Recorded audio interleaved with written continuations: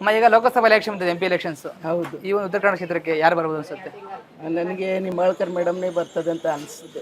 ಯಾಕೆ ಮೇಡಮ್? ಯಾಕಂದರೆ ನಮ್ಮ ಸಾಹೇಬರು ದೇಶಪಾಂಡೆ ಸಾಹೇಬರು ಭಾಳ ಇಲ್ಲಿ ಇದು ಮಾಡಿದ್ದಾರೆ. ಮೊದಲಷ್ಟೆಷ್ಟೆಲ್ಲ ಇಲ್ಲಾಗಿತ್ತು, ಭಾಳ ಸೌಲಭ್ಯ ಮಾಡಿದ್ದಾರೆ. ಸ್ತ್ರೀ ಬಗ್ಗೆ ಬಸ್ ಫ್ರೀ ಮಾಡಿದ್ದಾರೆ.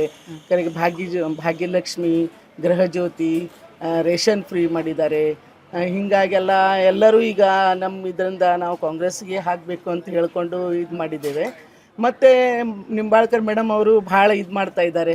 ಅವ್ರು ಲೇಡೀಸ್ ಬಂದರೆ ನಮಗೆಲ್ಲ ಮತ್ತು ಅವ್ರು ಕೇರ್ ತಗೊಳ್ತಾರೆ ಅಂತ ಹೇಳ್ಕೊಂಡು ಇದು, ಅದರಿಂದ ನಾವೆಲ್ಲರೂ ಇದು ಮಾಡಿಕೊಂಡು ಕಾಂಗ್ರೆಸ್ಸಿಗೆ ಇದು ಮಾಡಿ ನಿಂಬಾಳ್ಕರ್ ಮೇಡಮಿಗೆ ವಿನ್ ಮಾಡ್ಕೊಳ್ಬೇಕಂತ ಮಾಡಿದ್ದೇವೆ. ಮೇಡಮ್, ಕೆಲವೊಂದಿಷ್ಟು ಜನ ಈ ಕೊಡ್ತಾರೆ ಗ್ಯಾರಂಟಿ ಕೊಡೋದ್ರಿಂದ ಜನ ಸೋಂಬೇರಿ ಆಗ್ತಾರೆ, ಕೆಲಸ ಮಾಡಲ್ಲ ಅಂತಾರೆ. ಇಲ್ಲ, ಮಾಡ್ತಾರೆ ಗ್ಯಾರಂಟಿ ಮಾಡ್ತಾರೆ ಅವ್ರ ಕೆಲಸ. ಅವ್ರಿಗೆ ಬರ್ಲಿಕ್ಕೆ ನಾವು ಚಾನ್ಸ್ ಕೊಡಬೇಕಲ್ಲ, ಅವ್ರು ತರಿಸ್ಬೇಕಲ್ಲ. ಅವ್ರು ತರಿಸಿದ್ರೆ ಅವ್ರು ಮಾಡೇ ಮಾಡ್ತಾರೆ. ಅದೇ ಅವ್ರ ಬಗ್ಗೆ ನಮಗೆ ವಿಶ್ವಾಸ ಇದೆ.